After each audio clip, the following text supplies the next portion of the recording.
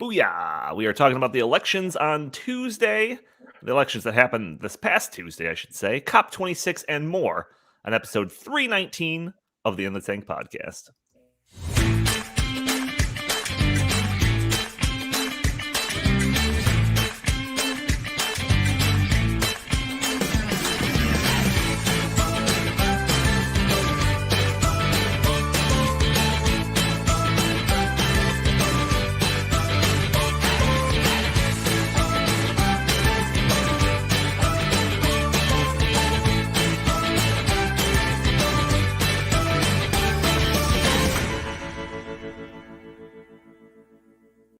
Yeah, I know this is like the 10th, 12th week that we've used that intro, but Andy, I really like it.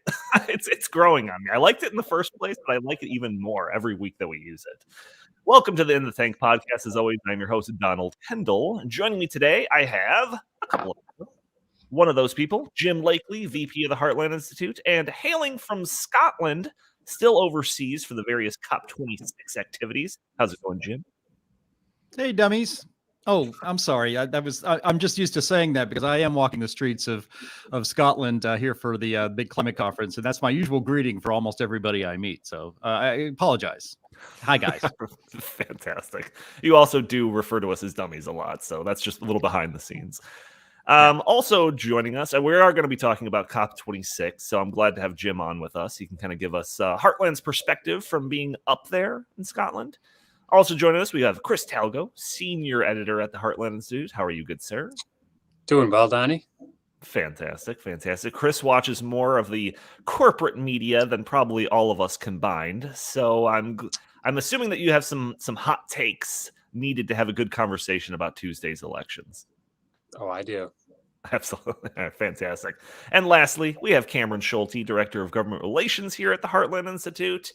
And just based on some of the conversations I was hearing from you yesterday in the office, I assume you have hot takes on the election as well.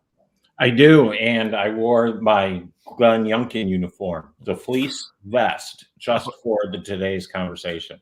Oh, a little late to Halloween, but hey, you know what? We're still in the spirit of things. I got pumpkins outside. We can still do Halloween. Okay, fantastic. All right, so let's start off. Nice rat-a-tat-tat we got here going. Let's start off with Tuesday election news. So let me preface my introduction to the story by saying that I generally don't like politics. I would much rather have a conversation about policy instead of talking about politics and what this person said. And oh my gosh, did you hear that this guy said this in high school? I don't know. Whatever. That's politics to me. So forgive me if I'm ignorant to some of the storylines that were going around on Tuesday for the election and all of that. Thankfully, that is why I surrounded myself with people that are much more into politics than I for this conversation. But from what I gathered, the big show for the various elections that took place this past Tuesday was happening in Virginia, the big governor's race. Virginia is generally a blue state, yet the Republicans thought that they would have a good shot at this seat, despite the fact that Joe Biden just a year ago won the state by 10 points or something like that. So am I correct in my assessment, Chris? Yeah, a couple months ago, it was a shoo-in that Terry McAuliffe would, just easily beat the Republican challenger, Glenn Youngkin. However, in late September, Terry McAuliffe said one of the biggest political gaffes that I can remember. And it was just that parents should not be in charge of their kids' education, and the state and Terry McAuliffe should, and the unions. And I think that really resonated. The suburbs, which went overwhelmingly for Joe Biden 1 year ago, flipped, and Glenn Youngkin made vast inroads. So this was not a repudiation of the Terry McAuliffe agenda. It was really just parents being pissed off and saying, we want to have control of our kids' education. And also, according to exit polls, which I think we'll go into quite a bit, the economy was the number one issue. So when Terry McAuliffe is talking about more taxes, more regulations, more big government. Glenn Youngkin was saying, you know what, I'm going to do the opposite. I'm going to get rid of your grocery tax. I'm going to allow the economy to fire on all cylinders again. And the people of Virginia, they bought it. Yeah. So I've got an article here from Reason. Again, everything I talk about will be in the show notes. It is in Gangbuster, the headline. In Gangbuster Night for Republicans, Glenn Youngkin wins Virginia governor's race. The article starts off saying, Tuesday was a very good night for Republicans, who won one governor's mansion in a blue state and might pick up another. That's in reference to New Jersey. I'm pretty sure it was super close the past couple of days, but I'm pretty sure it's gone blue since then. So need to update the article a little bit. No problem. The GOP's clearest win of the night came in Virginia, where Glenn Youngkin beat out Democrat and former Governor Terry McAuliffe in a nail-biter of a race. Youngkin managed to capture just over 50% of the vote in the state that hasn't elected a Republican governor since 2009, and went for Joe Biden in 2020 by 10 points. See, like I mentioned that. Republican former state legislator and Marine Corps veteran Winsome Sears also won her race for the open lieutenant governor's seat, becoming the first woman and the first black woman to win that office. Republican Jason Myrias also managed to defeat sitting Virginia Attorney General Mark Herring. So, like I kind of mentioned at the beginning of reading that article, the governor's race in New Jersey was super tight. It was virtually tied yesterday. I think today it's kind of like, all right, the Democrat guy won it, but it was way closer than anyone thought it would be. So were there any other top line results from Tuesday that we should mention before kind of getting into the takeaways and what this all means, Jim? Well, yeah, I used to live in Virginia. I was an editorial writer at the Freelance Star in Virginia, and also lived in Arlington County when I worked for the Washington Times and covered the White House. So I know Virginia pretty well. I've followed their politics, not so much lately. It's been, I think, since I left that state. One of the things that was really surprising about that was that the Republicans took the House of Delegates. That was not expected at all. And that's an indication, I think, of what's going on here. And Virginia, again, it's been blue for quite a while. I mean, the influx of government workers that live in Northern Virginia just dominate the entire state. Virginia is actually pretty large area-wise, but it's those 3-4 counties that ring Washington, D.C. that dominate everything. It's like Illinois. Everything around Cook County dominates all state politics, and same thing with New York, with everything around New York City dominating an entirely large state.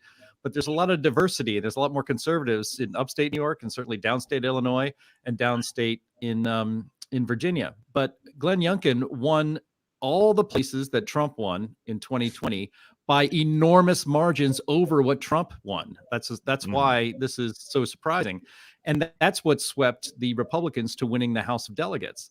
And I think we can get into this a little bit more because I want to hear Cameron's take as well. I have a few more thoughts on this, but this is, I think, a massive repudiation. There's always this danger of trying to read too much into one election in one state and that sort of thing. But this actually 2 states, one very deep blue in New Jersey and one pretty darn blue in Virginia.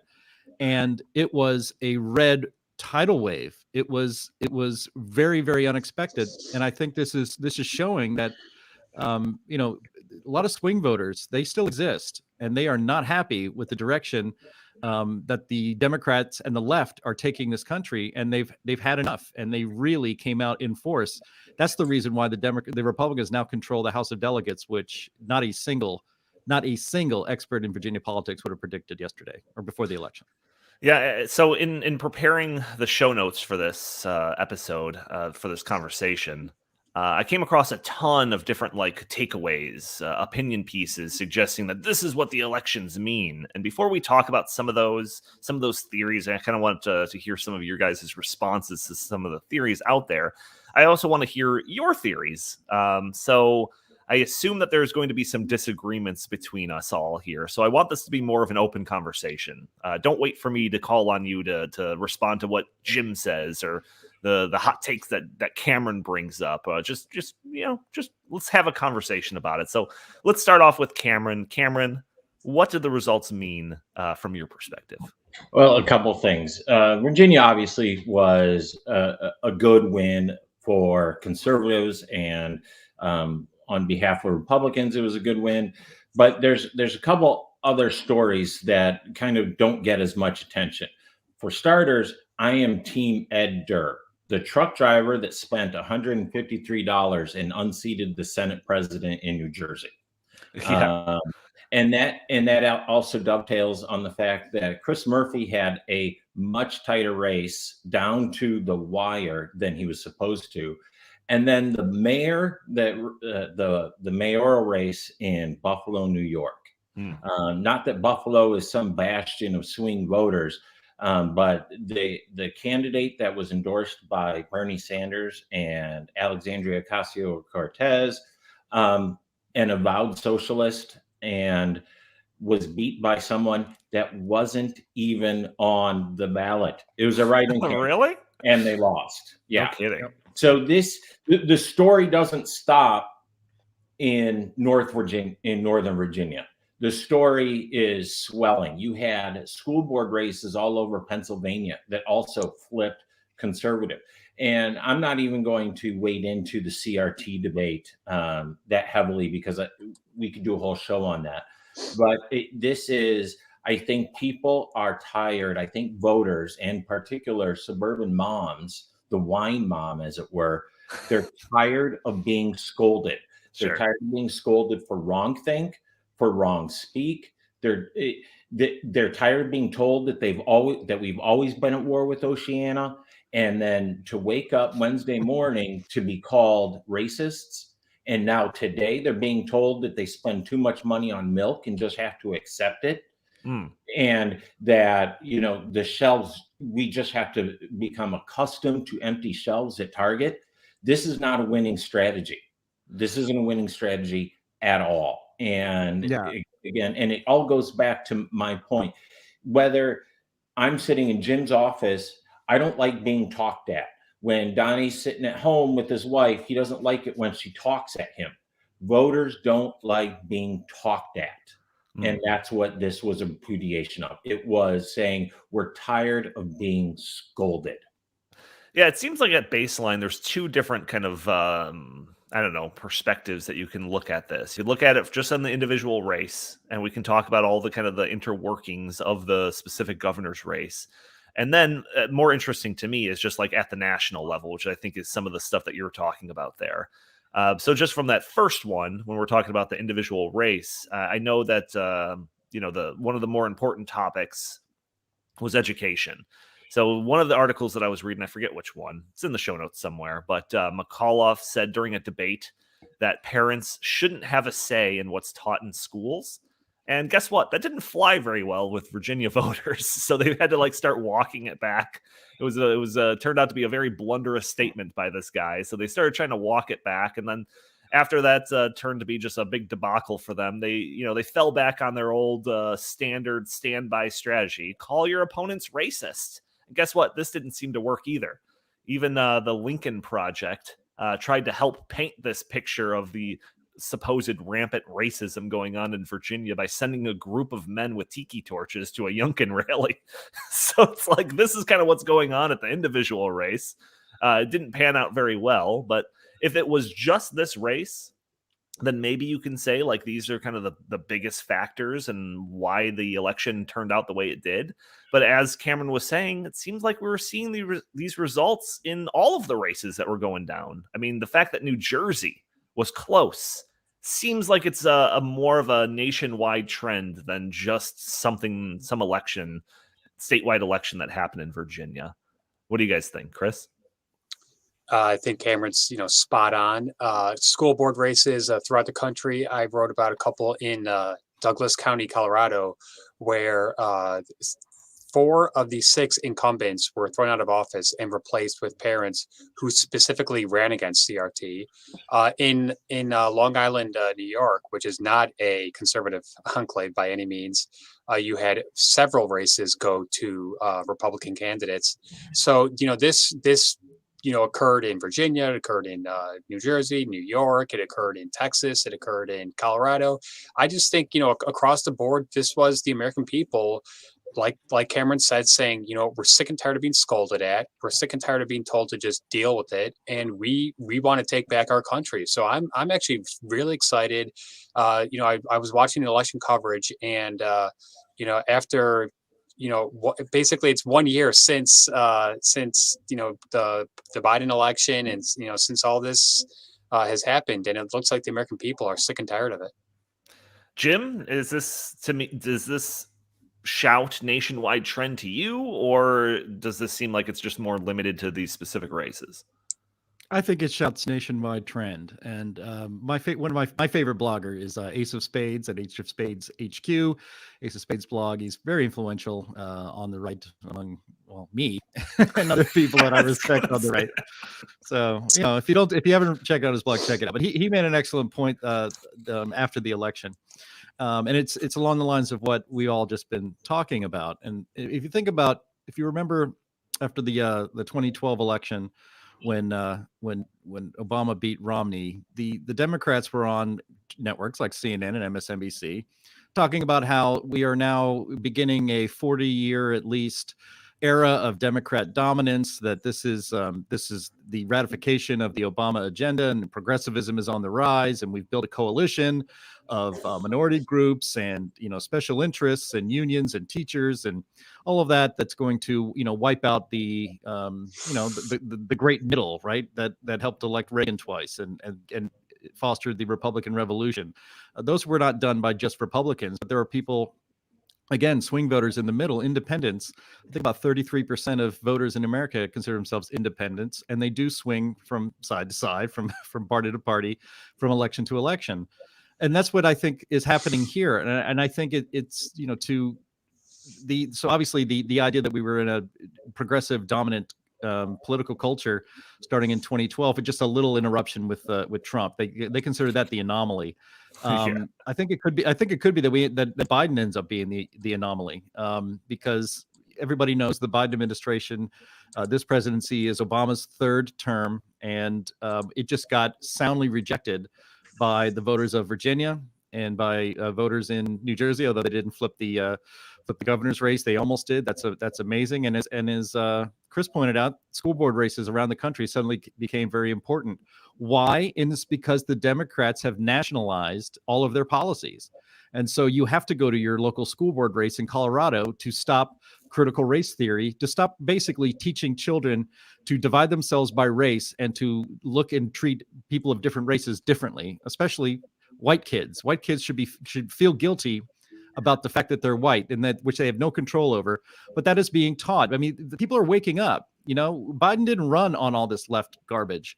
He ran to bring us back to normalcy and to get that bad orange man out of the White House, and I'll return a sense of normalcy and sanity and calm.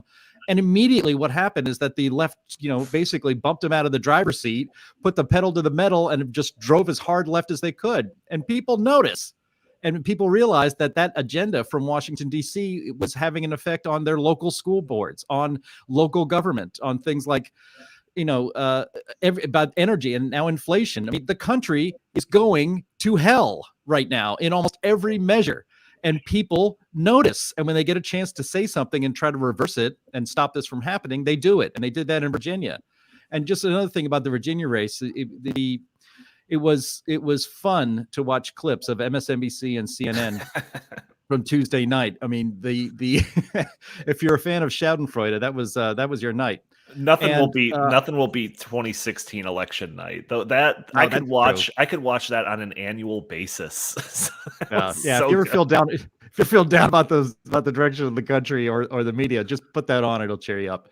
Yeah. But they said on MSNBC that critical race theory. Nicole Wallace, she said that the voters of Virginia believe something that isn't true, critical race theory, that it's being taught in schools.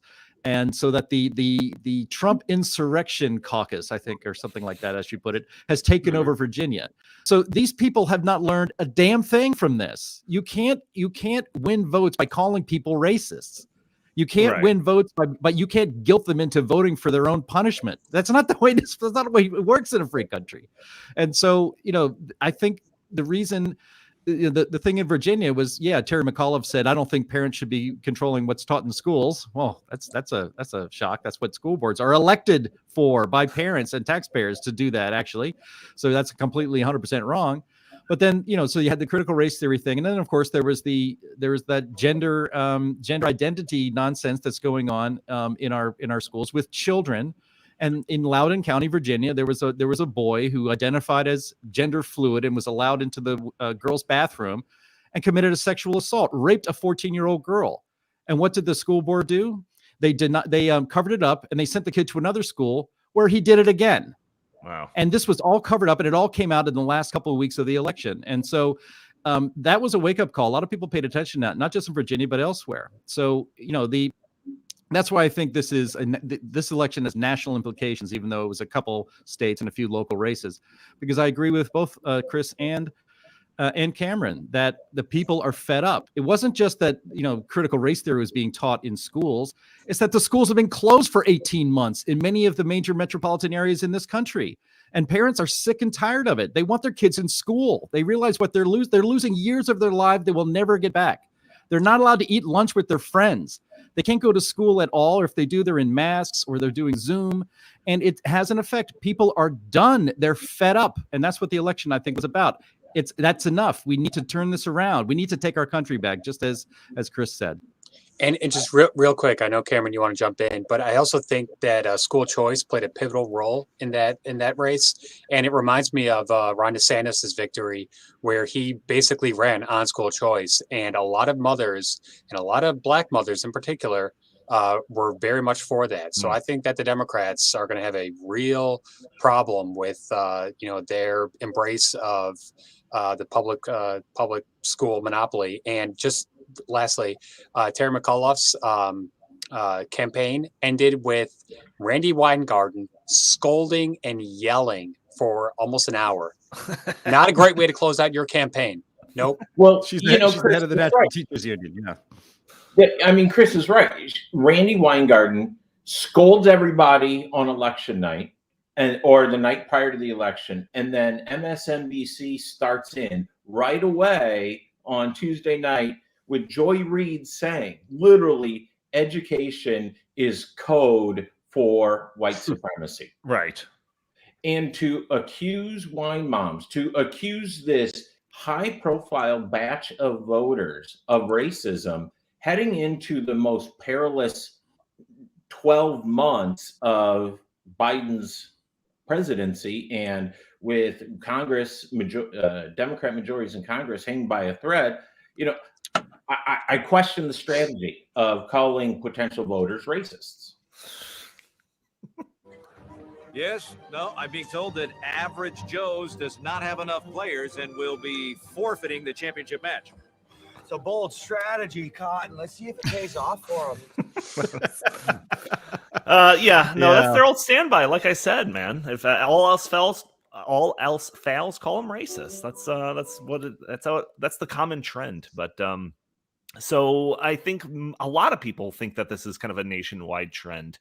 Youngkin said in his victory speech, this is a bellwether for the rest of the entire country in 2022. This echoed what a warning that Kamala Harris said while she was campaigning for McAuliffe, where she basically said, make sure you go out and vote, because what happens on this election night might be indicative of what happens during the midterms or something along those lines.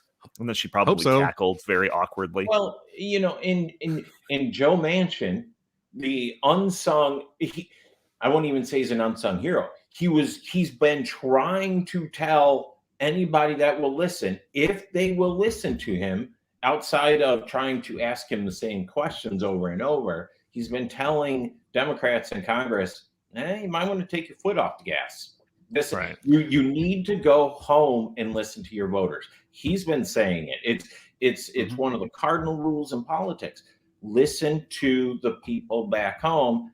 And instead, all the Democrats have done is watch MSNBC and listen to Joy Reid.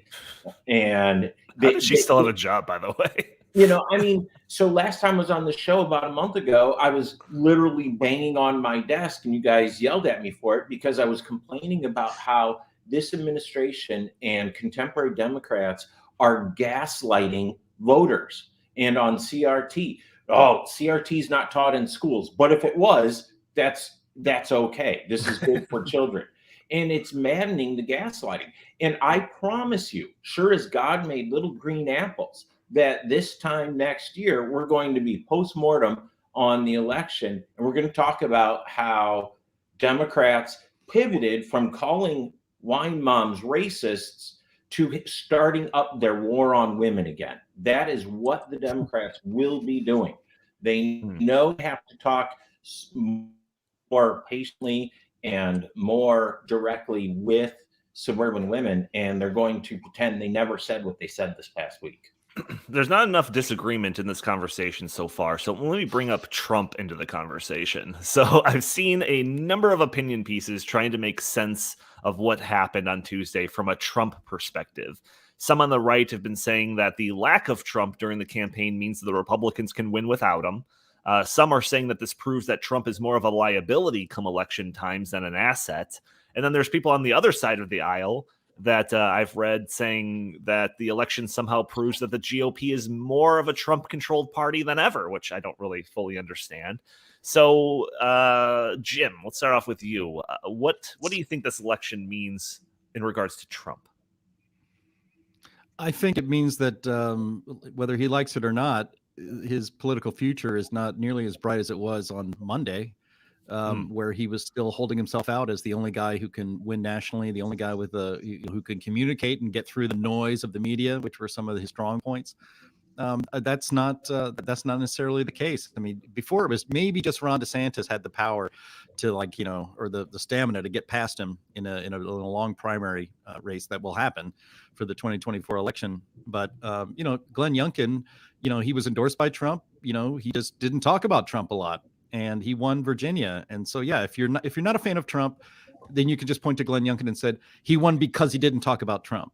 But Ron DeSantis is about as pro-Trump as they come, and he's just doing just fine. He's very popular in Florida, so you can find whatever you want to find. But I think it's absolutely the case that it's going to be a lot harder for Trump to try to run for president again and win his own party's primary, than it was before this election, because I think this is going to allow a lot of other people. You give them the confidence that they can actually get into a Republican primary, maybe be the nominee for 2024 instead of Trump. Chris, again, you watch the corporate media. What are the Foxes, what are the Fox Newses and the CNNs talking about? I'm sure they had plenty of comments about Trump and, your perspective as well. Okay, so start off, I think that in 2016, Donald Trump came in and recalibrated the Republican Party towards a more working class, bread and butter party. And I think that even if he doesn't run in 2024, I think that his presence in the party will remain. I think that Glenn Youngkin is, a prototypical Trump candidate because he's an outsider. He's a businessman. He talked about core issues that matter to the people, and he talked about kitchen table issues, especially taxes, regulations, just simple stuff. In terms of CNN, MSNBC, and their obsession with Trump, of course they want to reframe the conversation and make it all about Trump, Trump, Trump. That's all they ever talk about. But this is not about Donald Trump. This is about the Republican Party making vast inroads with rural voters, with minority voters. Down at the border, a bunch of Republicans won based on hey, let's protect our borders policy. So I'm not concerned whether Donald Trump runs or not. That's 3 years away. But what I am mostly concerned about is that the Republican Party stays with the Trump agenda. And I think that if they do, that it will pay massive dividends in 2022 and 2024. Cameron, feel free to weigh in on this. What do you think the Trump factor was? I'm going to kind of and respectfully disagree. I actually thought it was quite smart of Glenn Youngkin to get up and say, hey, I'm glad Donald Trump endorsed me, but I'm Glenn Youngkin, and this is my agenda. These are the things that matter to Virginians. Donald Trump was president.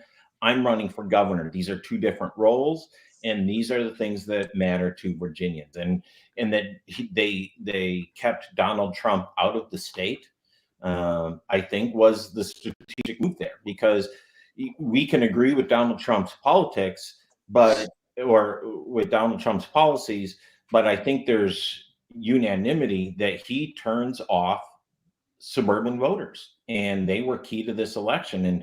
And swing states that have substantial numbers of swing voters would do well to emulate that strategy. Wait, so to say I am insert name, and this is my agenda.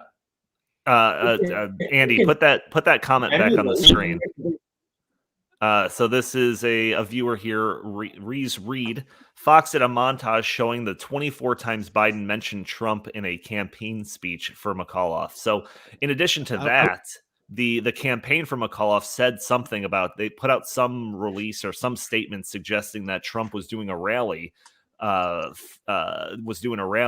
Virginia for Youngkin, which was totally false, completely made up. So it was almost like left. Go ahead. He did a tele rally, and Cameron, I totally agree with you. I think Glenn Youngkin did a masterful job of threading the needle by wink, wink. I agree with Donald Trump's policies. However, I'm not going to embrace him, on the campaign. So I think that does provide a very solid roadmap that other Republicans can follow in 2022 and 2024, where they're saying, yes, we're in line with, the Trump policies. However, we are not going to, take on his bombastic remarks. And I also think that Trump being off Twitter might be a blessing in disguise, because it allows the media to keep talking about him, but they're talking about him from years ago, not from what he's been doing, here now. Chris, you're right. And, that's another good point, is that Trump has been quiet for the last 48 hours. But what's more interesting is the mainstream media, the commentariat, as it were, they're like a person walking around in a house at night trying to find the light switch, right? They're in the dark. They don't know what to talk about. And they think as soon as they find that light switch, they're going to find Donald Trump, the boogeyman, and they want to talk about the January 6th. That's all they want to talk about. Several commentators have said, we need Democrats talking about January 6th. And go ahead, do it, dummies. And most people are like, that was 10 months ago. People are still dying from COVID, and things aren't good, but we can't keep looking back. The future is not behind us. Yeah, exactly. The January 6th, they only have a few more months to talk about that, because soon it's going to be January 6th of 2021. The new January 6th is going to be January 4th. Is, if you saw today, Biden's OSHA finally released its rule, and employers over 100 employees will have to have vaccinations, and that goes into effect January 4th. So I don't know if that's by design or by coincidence, but they just sucked January 6th out of the news cycle for next year too. Well, yeah, but they also just. Can you guys hear my internet connection's a little? No, go ahead, Jim. Go ahead. Out of here. Oh yeah, I was actually going to mention that what Reese Reed had put up there, or in the comments, that they sent Biden to Virginia to stump for McAuliffe, and he said, there it is, and he mentioned Trump more times than there were minutes in his speech. He mentioned him more than once a minute in his remarks for Terry McAuliffe. Terry McAuliffe would say the word Trump every 30 seconds. The media are corrupt, corporate media, and the Democrats, who work hand in hand, like Siamese twins. If that's not race, can I say so? Conjoined twins? Sorry, I didn't want to be insensitive. So they tried to tie Youngkin to Trump, and then he had all the heavy hitters out there, right? Obama came to stump for McAuliffe in Northern Virginia as well, and he said, well, we can't be wasting time with these phony, culture war stuff and all that, nonsense. And guess what? The culture war stuff matters when your kids, when you don't feel like your daughter can be safe in a junior high because your school is letting boys who identify as gender fluid into the ladies' room with them, into the girls' room with them. That you're right to think that your kids might not be safe in that school. That's not a phony culture war issue. That's a real issue that real voters care about a lot. And so, you brought in, so they tried to make it about Trump, and they tried to poo-poo the so-called culture war and that sort of stuff. And to his credit, Glenn Youngkin ran on those quote unquote culture war issues. He did not shy away from it the way, like, for instance, Mitt Romney did going up against Obama in 2012. And this is actually a bit more of a template for Republican candidates going forward that might be immediately apparent. Speaking of templates, campaign templates, if I'm running in a suburban area, I would be cramming the video of the activists chasing Senator Sinema into the bathroom into every Instagram feed in America. I would buy that, and every other post would be that ad, because frankly, that is a perfect 30-second segment of why people are turned off from Democrats right now. It is the scolding. It is the lack of norms.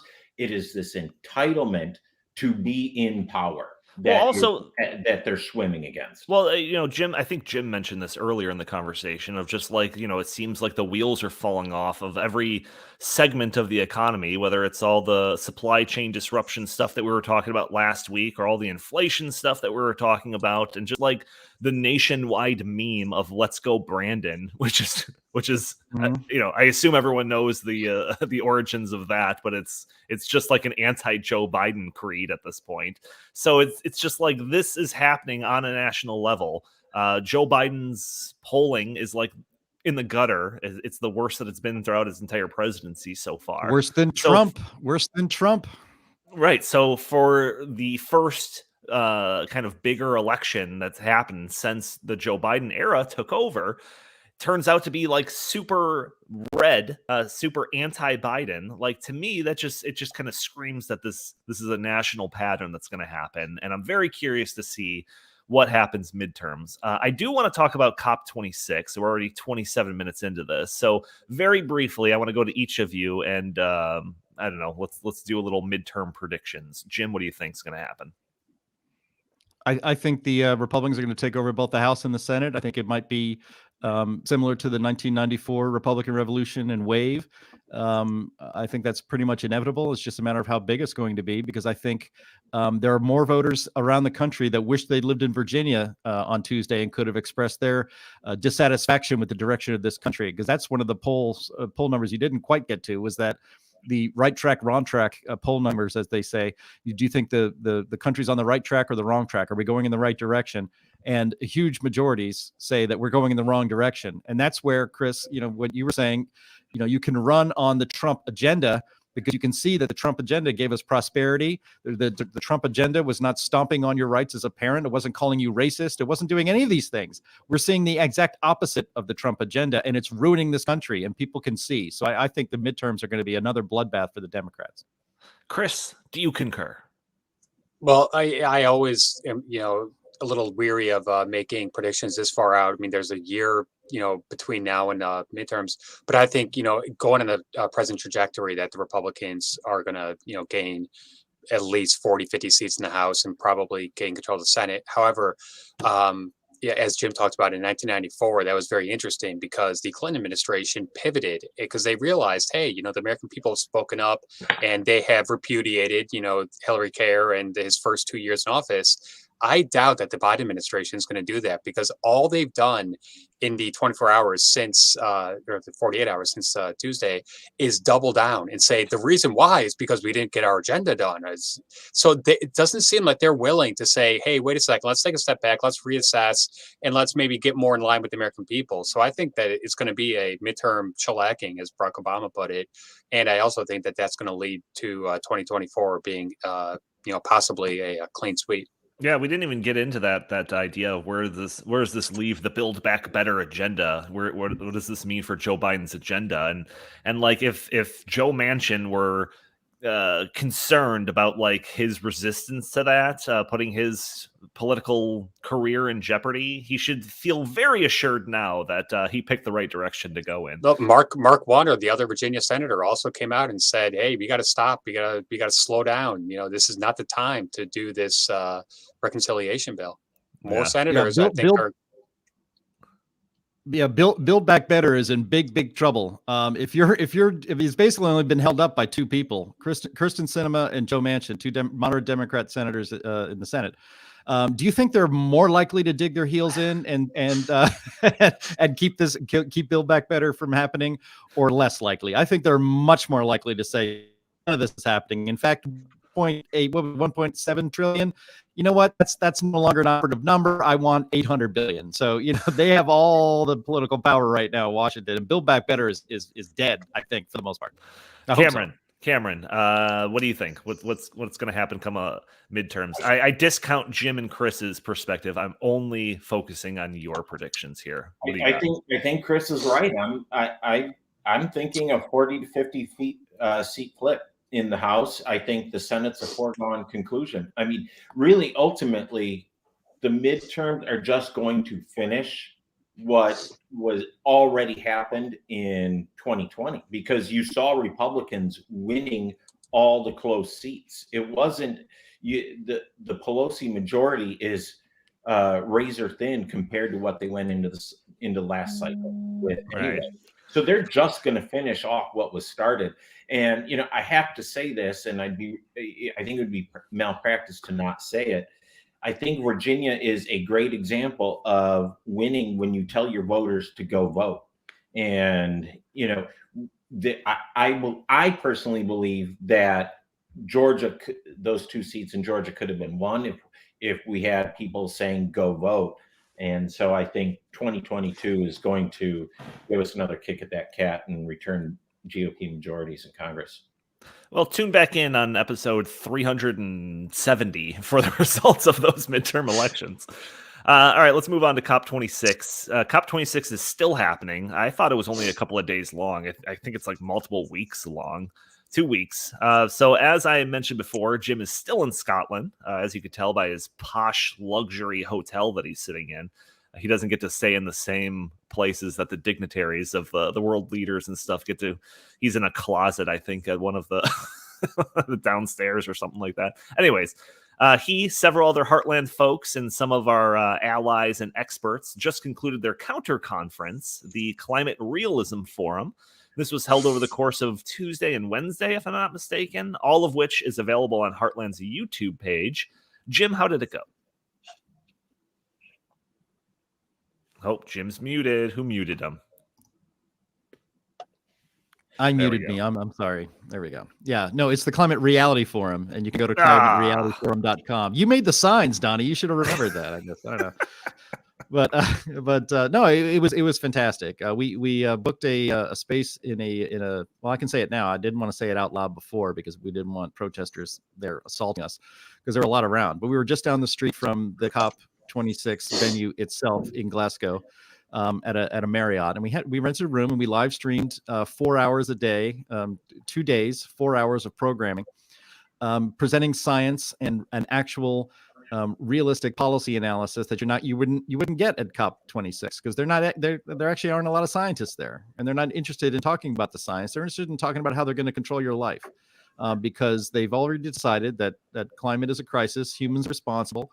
So now we must punish humans to make sure that the Earth does no longer get angry at us and raise the seas and maybe do earthquakes as well. We can't upset Gaia, or we were all doomed. That's kind of the mood, or the idea, the purpose of the COP26, which is the Conference of the Parties by the United Nations, to talk about climate change. But we offered some scientific presentations, several actually, about things like sea level rise and extreme weather, and shows that it's not a crisis. In fact, extreme weather events have been declining for decades and not getting worse. So, we've long at the Heartland Institute felt that if you can present the real science, if you can cut the knees out from under the climate alarmists by showing them that the science that they shows that there's not a crisis, and if you can do that, the whole thing falls apart.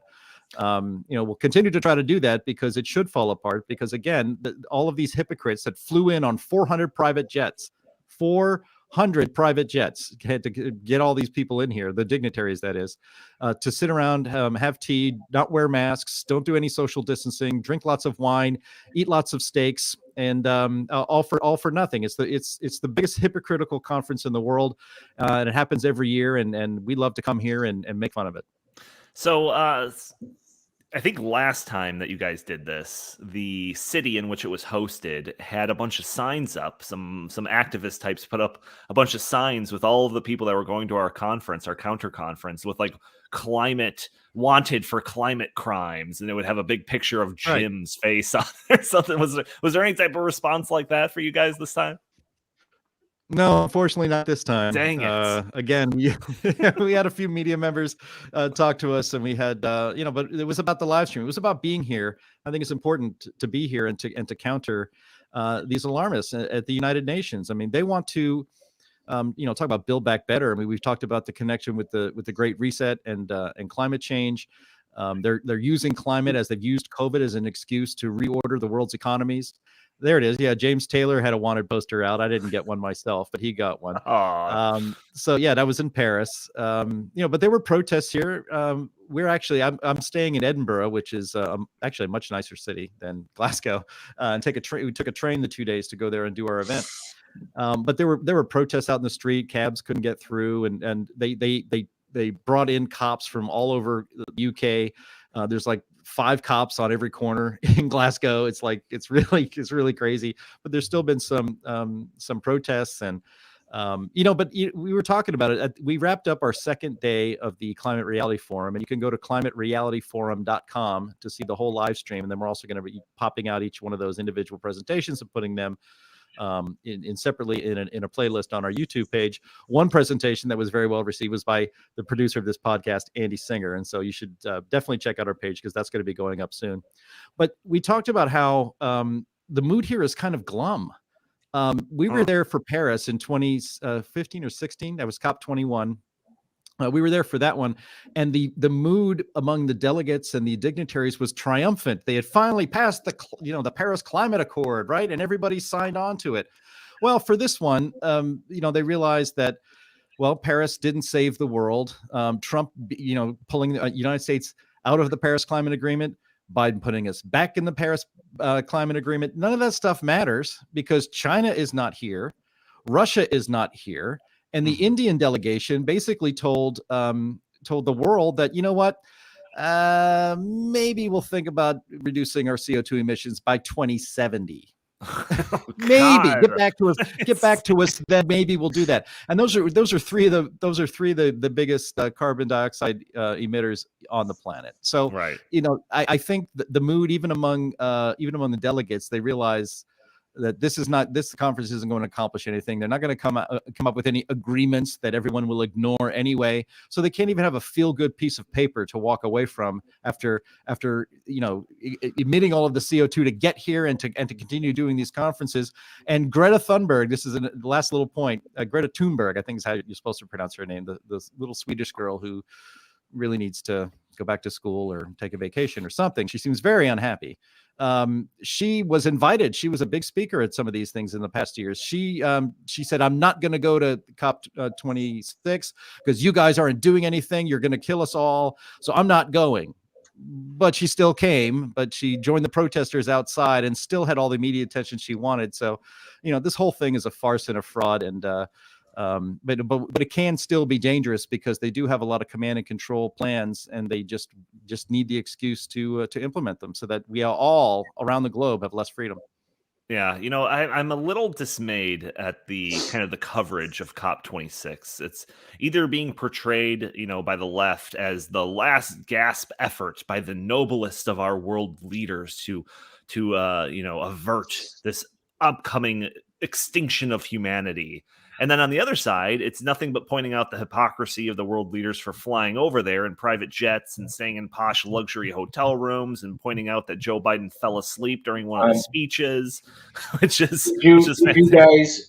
Jim, I snuck in, and there's video of me at a climate conference. Cue the video. That wasn't that. That was me. No, Andy can't find it yet. But You're killing me. But like I don't dismiss this entirely. I think that like the blatant hypocrisy does speak volumes about the reality of the situation. You know, this is a climate conference, yet you're flying jets there. We're talking about the end of the world and Joe Biden's falling asleep. Like I definitely understand that there is importance to these messages, but you hear nothing about it's easy to hear these stories and then think like, well, the conference is meaningless. Like they're not going to do anything. Like we'll just make fun of it. We'll lampoon it. And then end of the day, in reality, there are important things happening at these conferences. Agreements are being made that are bringing us even closer to the concepts that are outlined in the Great Reset. So this is a very late edition. So Andy, you don't have the link to this, but this is a press release. I have a link in the show notes, a press release from the World Economic Forum titled Biden Announces First Movers Coalition Ahead of COP26 Launch. So it says some of the world's biggest political and business leaders have met at COP26 in Glasgow ahead of the launch of the First Movers Coalition on the 4th of November, which is today. U.S. President Joe Biden met EU President Ursula von der Leyen, U.S. climate envoy John Kerry, World Economic Forum President Borge Brendy, and heads of businesses who have joined the platform to accelerate the decarbonization of heavy industries. So, I thought the Great Reset was just a conspiracy theory. I thought the World Economic Forum was just an academic organization with no real power. Members of the coalition, a partnership between the U.S. Office of the Special Presidential Envoy for Climate, John Kerry, and the World Economic Forum will commit to buying low-carbon products by 2030 to help develop green supply chains and meet the climate goals. So some of the founding members of this First Movers Coalition include big businesses: Airbus, Amazon, Apple, Bank of America, Boeing, Delta Airlines, Salesforce, United Airlines. There's a ton on this list. Volvo. So Justin Haskins, co-author of the upcoming Glenn Beck book, The Great Reset, pre-order it now, has obviously been keeping a close eye on some of the stuff going on in Glasgow as it relates to the Great Reset. I tried to have him on to talk about some of this stuff, but he's big timing us. Surprise, surprise. Luckily, he and I launched our new show, Justin and Donald Save America. You can find it now on YouTube. And in episode 3, we broke down a lot of what's really going on in COP26. So according to Justin, the most important meetings will center around a group called the Glasgow Financial Alliance for Net Zero. The purpose of this group is to bring together the financial sector to accelerate the transition to a net zero economy. GFANS, as it's called, is a coalition of groups covering different areas in finance, including banking, asset managers like BlackRock and stuff, asset owners, insurance companies. All of these groups are playing a pivotal role in making sure that the Great Reset happens, including here and in the United States. For example, the Net Zero Banking Alliance is composed of 84 large banks from 36 different countries. Each bank has pledged to transition all operational and attributable greenhouse gas emissions from our lending and investment portfolios to align with pathways to net zero by mid-century or sooner. So all of this stuff, all these little agreements are happening just like in the back room of all of this. There's speeches going on by some of these people, whatever. Climate change is very important. We need to take action. But there are real movers and shakers that are taking this opportunity to meet behind closed doors to hammer out the details of these things that will bring us ever so much closer to the Great Reset, this thing that we have been talking about for the last year and a half. Well, Donnie, I'll tell you what, I'm looking at my watch, and mid-century, not my pig, not my farm, but you and Chris got problems on your hands. Mid-century? How old are you? You're not going to die in the next 20 years. I'm old. I'm old. Jim and I, this ain't our fight. Mid-century is a little bit closer than you might think. Yeah, Chris? Yeah, I just going to try to bring this a little bit full circle. And one of the questions for Virginia voters that I looked at was where does climate change rank in terms of issues impacting the country? And guess what? It ranked dead last. So the voters in America are not concerned with this. This is an esoteric issue that John Kerry and Al Gore and his friends care about. It's blatant hypocrisy. As Jim said, Russia's not there, China's not there, India's not there. The United States, we have reduced our greenhouse gas emissions far more than any of the European countries. The Paris Climate Agreement is a piece of paper. It's meaningless. I'm just so sick and tired of hearing about how the United States is this major polluter. We are not. We are we are on the right path, and until China and Russia and India even show up, I just refuse to even take it seriously. You know what's even a bigger thing to that? The voters don't care about this subject. We've seen that a million times. Is even if they did care, and we did have this big push, we need to generate all this electricity from wind and solar to power our country or whatever.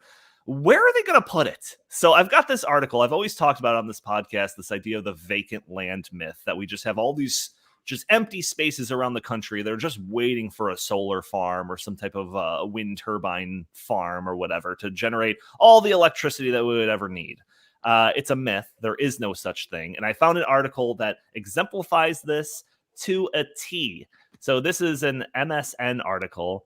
Is this really green? The fight over solar farms in the Mojave Desert. The Mojave Desert. So the article starts off saying, when some people look at the Mojave Desert, they see a vast expanse of nothing. But Shannon Salter sees ancient Mojave yuccas, wispy corosset bushes, shrewd kangaroo rats, and slender foxes, all living atop a hard-packed crust of rock and lichen formed over thousands of years. Quote, there's this idea that it's a wasteland, Salter says. No, it's a vibrant, amazing thing. We are turning it into a wasteland with our antics. In mid-October, Salter, a 37-year-old poet and writing teacher, moved into a campsite in the Pahrump Valley, just east of the California border in southern Nevada, to protest a solar project that she and other activists argue will irreparably damage the fragile desert ecosystem. So there you have She's it, not folks. wrong. She's not wrong. Did they find spotted owls there too? Maybe some sage grouses and some desert tortoises. But Here's seriously though, if you can't build a solar farm in the middle of the Mojave Desert, where are you going to put it? Where are you going to put it? This is a problem with, intersectionality, whether it's gender or whether we're talking about environmentalism, because here in my home state in Wisconsin, for example, we have garter snakes, and they will bring land development to a screeching halt if they find garter snakes on the property. And I am absolutely convinced that activists know that. And activists will actually go put garter snakes out there to stop land development. And that's a plot in that show Parks and Rec. They put some Native American trinkets in some place that they want to stop from being a new fast food joint being built on. Well, right. And who hates sprawl? Who hates sprawl? I don't hate sprawl. If some people want to live in the suburbs, I embrace sprawl. That said, you see all of these moving pieces come together when we're starting to talk about we can't build here, we can't build there, because ultimately it is a way to keep sprawl compressed. You have multifamily units that they advocate for, and then they'll put rent controls on top of that. And this is all, I would love to say that these are all standalones, but it's all intertwined into public policy and activism. Yeah. Seriously though, if you can't build there, where are you going to build it? And this is just the latest of a whole bunch of stories that we've talked about over the years on this podcast, where it's even in Vermont, they can't get it. Bernie Sanders' home state, they can't get these projects started. Even in upstate New York, you can't get these projects started. The largest, bluest county in California fail to get these things because, they like the idea of it. They just don't want it in their backyard. So it's just like, you can't please these people. Even if we had like a mandate of all the voters talking about how we want these solar farms built, you will find it very difficult to actually find a place in the United States to actually put it. And this is the perfect example. This actually brings up another good point, and it's relevant to Jim's work in Glasgow. You have the former Lion of the Senate, Teddy Kennedy, who personally intervened to stop an offshore wind development out because it obstructed his view of the ocean. Off Cape, I believe it was the Bushes live in Kennebunkport. What's the community that the Kennedys hail from? Martha's Vineyard. What is it? Chappaquiddick? Chappaquiddick, yes. Right. I've seen the crime scene. But Chappaquiddick, Teddy Kennedy fought an offshore wind farm. If we can't put them in the middle of the ocean, we're not going to be able to put them anywhere unless I know where they want to put them is in red states. They want to put them all in red states. Right. Fantastic. All right, we are already long here. Gentlemen, unless you have any other last words of wisdom or anything to get off your chest, I'm going to wrap it up. Hearing nothing. I just want to add. No, quick. I just want to add. Your ability, Donnie, to completely slaughter names of foreign dignitaries and obscure words like yucca. It makes me smile. I'm just awful. Like I need to spell it like phonetically or something like that in my notes because it's just terrible. Nothing will ever beat Barack Obama's Marine Corps. Nothing. Did I say that? I don't know. No, Barack Obama did. Okay, thank goodness. George Bush was master. Corpsman. But I think I pronounced Kamala Harris's name correctly, though. You did. You did. Well, that wipes it all away. Congratulations. Wipes it all away. All right, thank you all for tuning into this episode of the In the Tank podcast. If you're listening to the show on a Friday, it's because you're only tuning into the audio version. Check out the live version of the show on Thursdays, where we stream it on YouTube and Facebook, and you can join in, leave some comments. They'll be put up on the screen sometimes. Maybe if a question or whatever, we find relevant, we will answer it. If you like our show, please subscribe, write a review for us on iTunes. That'd be greatly appreciated. On YouTube, just hitting the like button, leaving a comment, sharing it would do wonders for the algorithm and making sure that this video gets seen by more people. If you'd like, you can follow us on Twitter at InTheTankPod. If you have any questions, suggestions for the show, feel free to email us at inthethankpodcast@gmail.com. Jim Lakely, where can the fine people find you? They can find me at J Lakely on Twitter, at Heartland Inst on Twitter. Check out climaterealityforum.com to check out all of our activities here at COP26 in Glasgow, and always visit heartland.org. Cameron Sholty, do you have any places that people should go to find work by you and whatnot? They're going to find me in my print shop. I'm making new bumper stickers called Virginia is for Lovers of Liberty. Oh, nice. So congratulations, Virginia. No, seriously, you can find us at Heartland GR. Fantastic. Chris Talgo is a ghost on social media, so just join me in saying goodbye to the fine people. Goodbye, everybody. See you next week. Bye, everybody. Thanks. All right. Thank you all for tuning in. We will talk to you next week.